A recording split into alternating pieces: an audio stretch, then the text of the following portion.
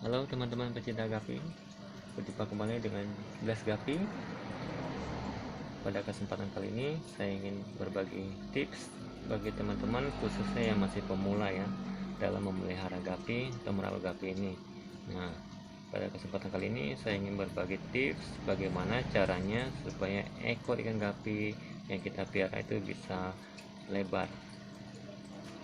Kadang sering ada pertanyaan-pertanyaan dari teman-teman yang lain juga ya, bagaimana sih caranya agar ekor ikan gapi kita itu bisa lebar, atau ada yang bertanya, kok ikan gapi saya udah lama tapi ekornya enggak lebar. Nah, jadi di depan kita ini ada gapi jenis HB Blue. Nah, di sini dapat kita perhatikan teman-teman, ekornya itu udah lebar banget ya teman-teman ya. Ini udah memasuki usia 5 bulan, jadi udah usia indukan teman-teman.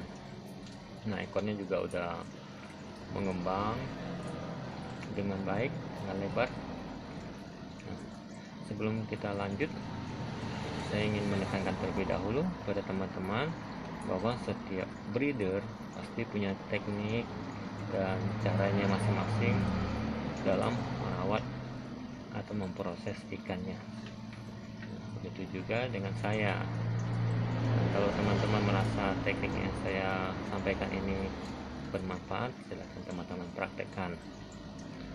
Dan sekali lagi saya tekankan, ini adalah tutorial yang dibuat berdasarkan dari pengalaman pribadi saya.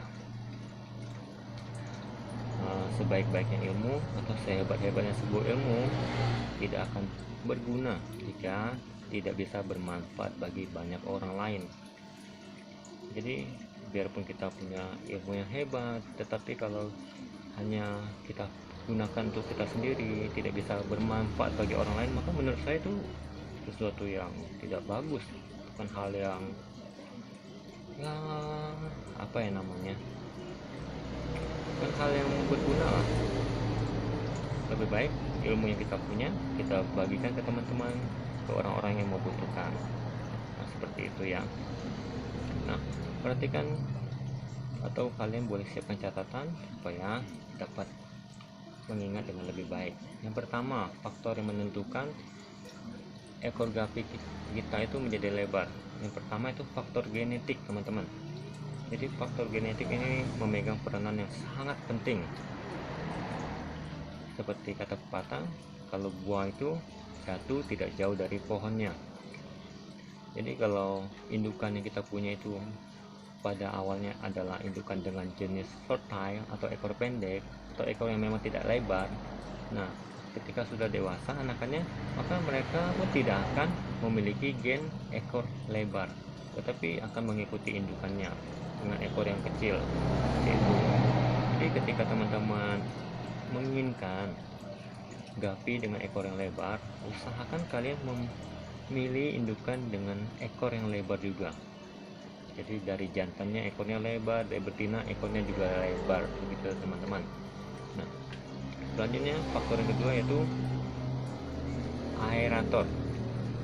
Nah, teman-teman dapat berikan aerator di dalam tank pemeliharaan teman-teman.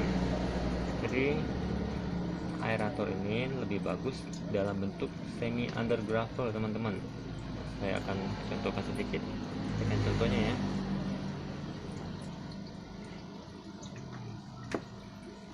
Sebentar, saya fokuskan dulu. Nah, kira-kira bentuknya seperti ini teman-teman. Oke, nanti kalau teman-teman penasaran, kita akan review atau buat video cara pembuatannya. Oke, nah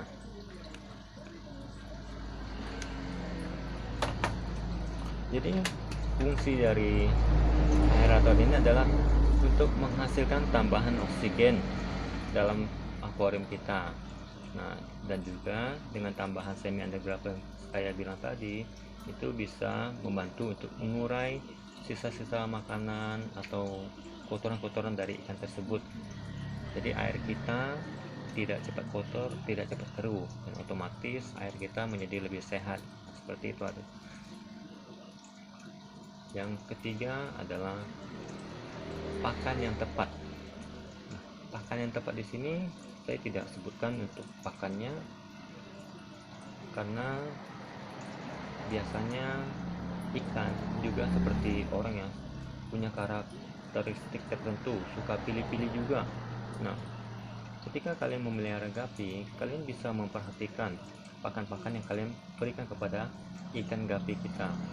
Pakan yang tepat di sini adalah pakan yang disukai oleh ikan gapi kita. Misalnya nih, kita berikan pelet jenis A dan dia tidak suka, lalu kita berikan pelet jenis B dan dia suka, maka kita berikan pelet yang jenis B.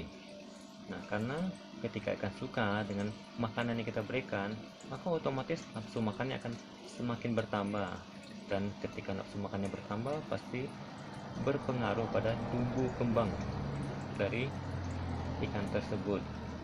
Nah, seperti orang ya, kalau sering makan kan pasti cepat besar badannya. Nah, begitu juga ikan, kalau dia suka dengan makanan yang kita berikan, nafsu makannya baik, dia akan makan dengan lebih lahap, dengan lebih rakus.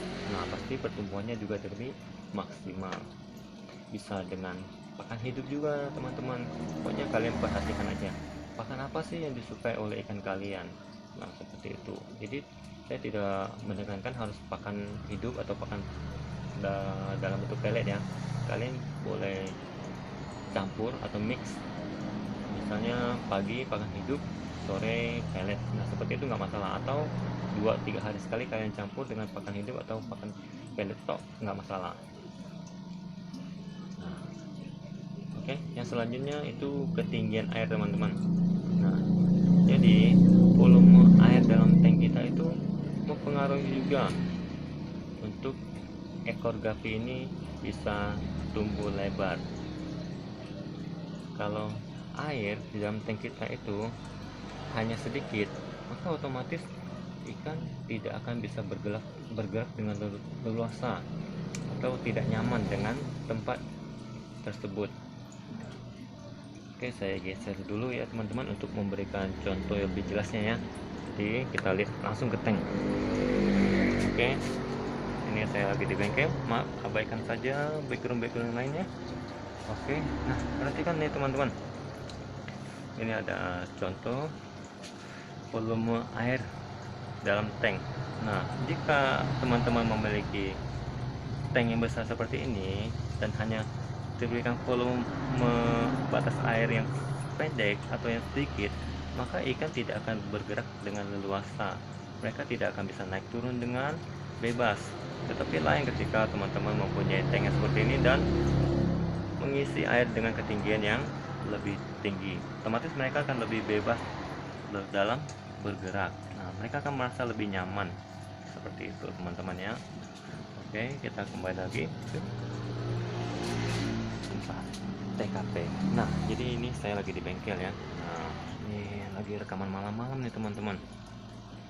Nah, saya ini termasuk orang yang sangat suka dengan ikan gapi.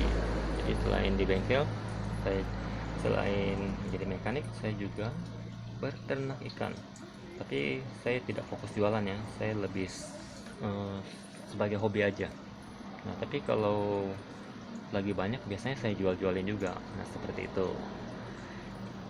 Oke teman-teman, cukup sekian video kita sampai di sini. Semoga bermanfaat bagi teman-teman semua. Nah, bagi teman-teman yang merasa video ini bermanfaat, tolong dukung channel ini biar terus dapat berkembang. Nah, kedepannya saya akan ulas juga tentang cara mengolah air untuk ikan gapi kita. Jadi ikan gapi ini teman-teman adalah ikan yang agak sensitif, agak cerewet soal air. Nah, kalau kalian tidak pandai dalam mengolah airnya, maka dipastikan ikan kalian akan sering sakit atau sering mati. Oke teman-teman, cukup sekian sampai di sini. Salam satu air.